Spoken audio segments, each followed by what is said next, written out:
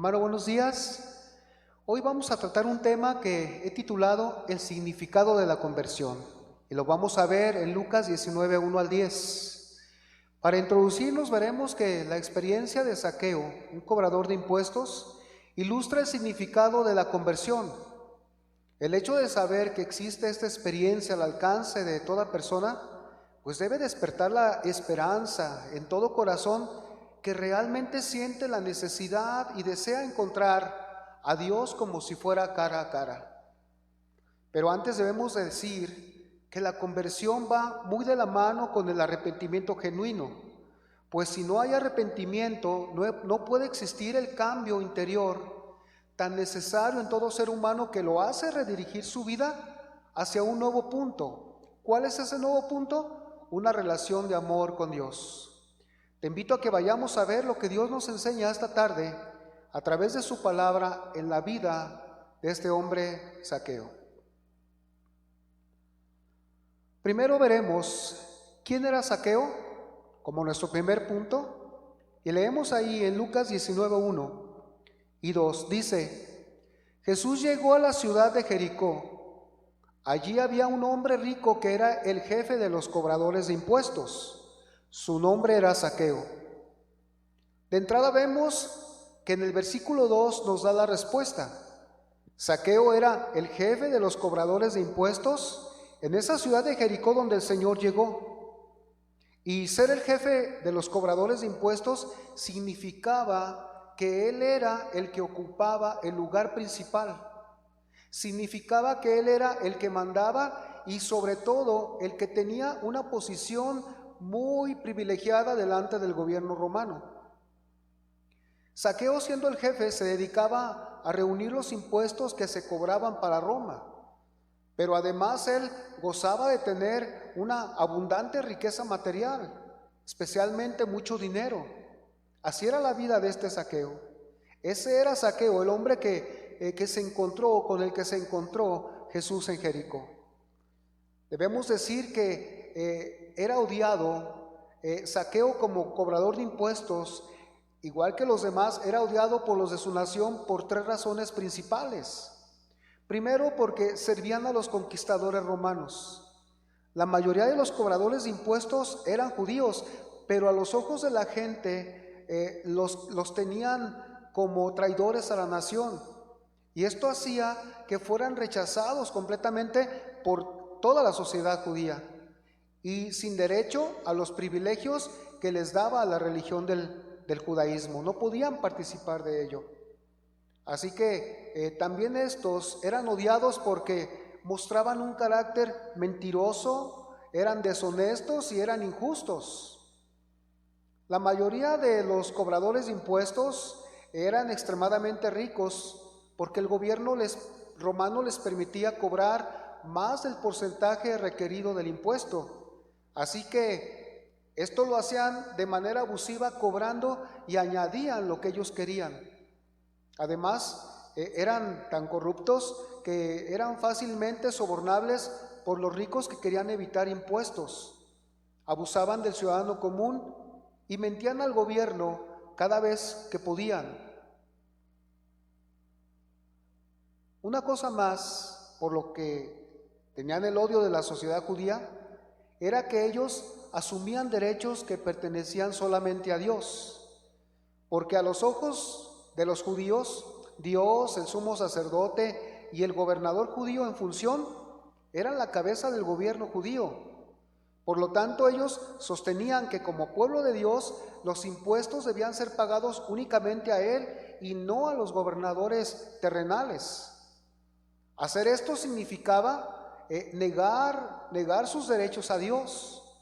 Y esto precisamente los llevaba a excomulgar a los cobradores de impuestos. A esto podemos añadir que la riqueza les daba el poder tener los placeres y comodidades que desearan. Pero esto mismo se convertía en una amenaza para que ellos, especialmente Zaqueo, pudiera entrar al reino de los cielos. O dicho de otra manera, era difícil que alcanzara la salvación porque su corazón, estando apegado a las riquezas, no podía renunciar por sí solo al amor que le tenía al dinero. Pero, amados, sabemos que para Dios no hay nada imposible. Y el Señor sigue tocando el corazón más duro. El Señor sigue tocando el corazón más insensible para llevarlo así a un encuentro con Él. A un encuentro tan personal que al poco tiempo o al instante las cosas de valor material van a llegar a tener un segundo lugar.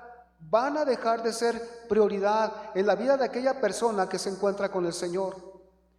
En la vida de aquella persona que cuando su corazón se ha convertido a Dios. Y esto fue precisamente lo que le pasó a Zaqueo, como le puede suceder a cualquier persona. Pero veamos cómo comienza este proceso de la conversión. Como segundo punto, vemos que comienza por el deseo por ver quién es Jesús. Leemos ahí en Lucas 19:3. Procuraba ver quién era Jesús, pero no podía a causa de la multitud, pues era pequeño de estatura. Lucas 19:4, y corriendo delante subió a un árbol sicómoro para verle, porque había de pasar por allí. Primero diremos que la conversión tiene como una evidencia producir en el corazón un anhelo desesperado por ver quién es Jesús. Ya no solo es saber de Jesús. Zaqueo ya sabía muchas cosas de Jesús, las cosas que realizaba, como hoy la gente ya sabe de las cosas que Jesús realiza y realizó estando en la tierra. De hecho, Zaqueo sabía que antes de entrar a la ciudad, él sanó a un ciego llamado Bartimeo, y seguro que Zaqueo, hermanos, estaba informado. Así que podemos ver tres hechos muy significativos en Zaqueo. Cómo empieza la conversión en su corazón, y lo primero que podemos adivinar que está pasando ahí es su desesperación. A pesar de las riquezas, la comodidad y los placeres de los que disfrutaba, el interior de su corazón de Zaqueo estaba vacío. Y esto es fácil decirlo porque no tenía amigos o paisanos que quisieran tener una relación afectiva con él. Y por todo lo que hemos mencionado de los cobradores de impuestos, además, él era de baja estatura y era muy fácil que se anidaran en su alma complejos de inferioridad y baja autoestima. Pero el anhelo desesperado por ver a Jesús no le impidió encontrarse en medio de una multitud que le aborrecía. Podemos nosotros imaginarnos que lo probable es que esta misma multitud no lo dejó pasar y hasta lo relegó a la parte de atrás, de una manera despectiva, quizás aventándole. Pero dice la Biblia que no podía a causa de la multitud, pues era pequeño de estatura. La perseverancia en Zaqueo nos muestra que Dios, hermanos, estaba llevándolo hacia Jesús.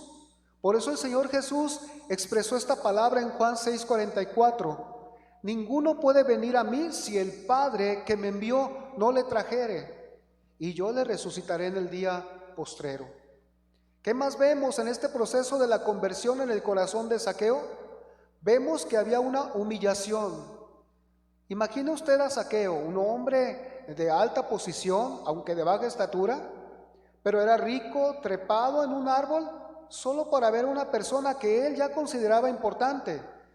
Y que en realidad lo era. Jesús era importante.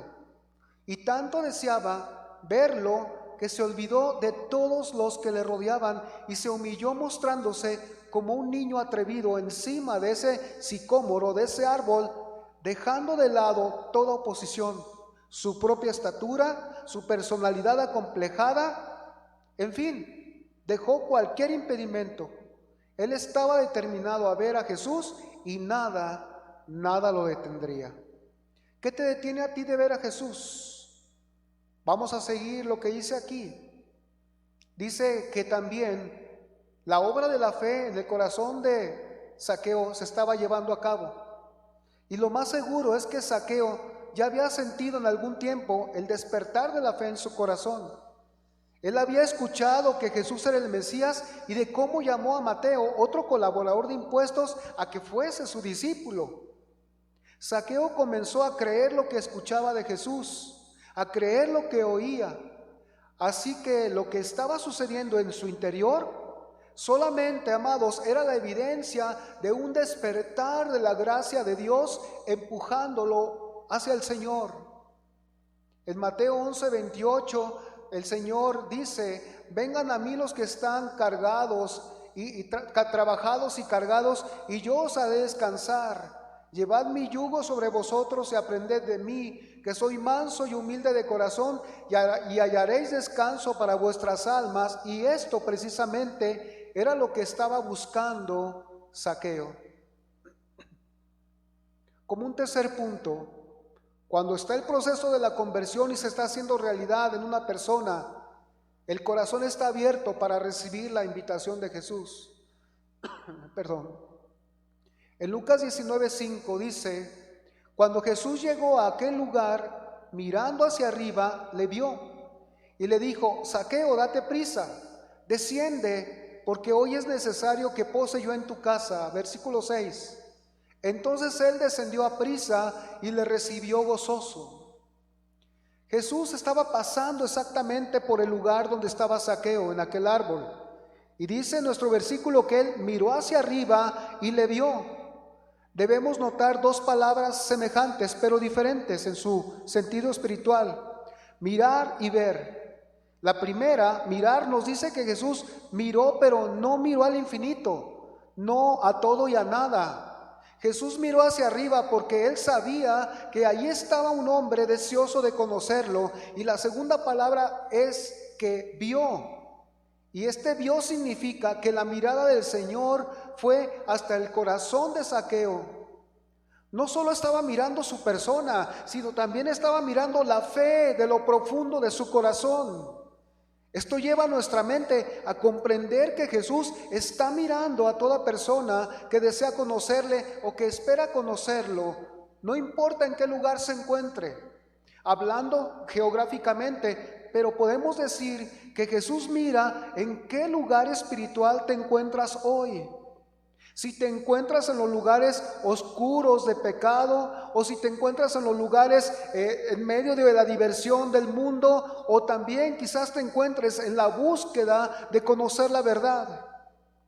Y Él mira a cada uno porque Él conoce la necesidad de todo ser humano y está siempre dispuesto a extender su mano para suplirla y llenar el vacío que nada en este mundo puede llenar de manera perdurable. Pues lo que es terrenal, el gozo, el placer, los logros, todo tiene un final. Pero lo que Jesús da es interminable, es eterno. En la segunda parte de nuestro versículo dice que le llamó por su nombre. Y yo creo que esto definitivamente, amados, debió ser algo impactante para Zaqueo. Quizá Jesús ya sabía de él. Él había recibido algunos informes, o puede ser que lo supiera desde antes por revelación. El punto de enfoque es que Cristo, siendo Dios, conoce por nombre a toda persona que habita el planeta. Nos conoce a todos y quiere dirigirse a nosotros por nuestro nombre. Solo hay que colocarse en el lugar donde le podamos ver y que Él nos vea. Y ese lugar en el que debemos colocarnos es el lugar del Evangelio. Ahí en el Evangelio debemos colocarnos porque es a través de este mensaje, de su mensaje, donde nos encontramos con su presencia. Y es por medio del Evangelio donde se realiza este maravilloso encuentro con Dios. Vemos que la palabra dice, sigue diciendo, Jesús apura a Zaqueo a que baje y le dice: date prisa, desciende, porque hoy es necesario que pose yo en tu casa. En otras palabras, Jesús le estaba diciendo que ese mismo día establecería una relación con él. Esto es lo que significa la frase posar en tu casa. Y para reafirmar el concepto de qué es la conversión, el punto, podemos decir que conversión o una conversión genuina o estar convertido es estar con un corazón totalmente abierto, no a medias, para escuchar la invitación y mandato de Jesús, para que Él establezca su morada en los corazones. El hecho que nos mande bajar como a Zaqueo significa que debemos bajar de cualquier dependencia personal. Esto implica un sacrificio de nuestro ego, un sacrificio de nuestro amor propio y de todo a lo que estamos apegados para sentirnos seguros humanamente. Jesús disponía solo de unas cuantas horas. Él debía continuar con su misión y así que no debía Zaqueo de desaprovechar la oportunidad. El día siguiente o más al rato sería demasiado tarde. Zaqueo se apresuró, obedeció y recibió con gozo al Señor, dice el versículo 6. Entonces él descendió a prisa y le recibió con gozo. Nuestro cuarto punto en la conversión es estar dispuesto para el arrepentimiento. Quizás sea el punto más difícil. Y dice Lucas 19, 7 y 8. Al ver esto, todos murmuraban diciendo que había entrado a posar con un hombre pecador. Entonces Zaqueo, puesto en pie, dijo al Señor: He aquí, Señor, la mitad de mis bienes doy a los pobres, y si en algo he defraudado a alguno, se lo devuelvo cuadruplicado. ¿Sabes? Zaqueo era un hombre pecador como tú y como yo y como todo el mundo. Y los demás lo calificaban así porque los demás se sentían santos, pero en realidad Zaqueo personalmente sabía que era pecador, traidor y ladrón. Sabía Zaqueo perfectamente que había robado mucho dinero, pero notemos que también Zaqueo estuvo dispuesto a confesarlo delante del Señor. Y en contraste con la multitud que murmuraba, estos demostraban que se sentían autosuficientes y muy orgullosos. No querían que Jesús comiera y se asociara con pecadores conocidos y confesos. Esto demuestra que en realidad no estaban entendiendo el verdadero propósito de la venida del Señor a la tierra, el cual era salvar a los pecadores. Y esto, amados hermanos, tú que me escuchas, por lo general es la actitud de aquellos que no quieren arrepentirse, a pesar de saber muchas cosas del Señor. Dice Marcos 2:16, y los escribas y los fariseos, viéndole comer con los publicanos y con los pecadores, dijeron a los discípulos: ¿qué es esto? ¿Que él come y bebe con los publicanos y pecadores? Versículo 17. Al oír esto, Jesús les dijo: los sanos no tienen necesidad de médico, sino los enfermos. No he venido a llamar a justos, sino a pecadores. Así que no era la primera vez que murmuraban de él. Ya lo habían calificado así al Señor. Seguimos leyendo, Lucas 19:8. Dice: entonces Zaqueo, puesto en pie, dijo al Señor: He aquí, Señor, la mitad de mis bienes doy a los pobres, y si en algo he defraudado a alguno, se lo devuelvo cuadruplicado. Zaqueo se arrepintió y decidió entonces cambiar totalmente su forma de vivir. Se volvió totalmente de su vida pecadora a la obediencia a Dios, a su camino de justicia y a la rectitud. Y lo demostró por medio de un acto que se llama restitución, lo cual significa reparar el daño.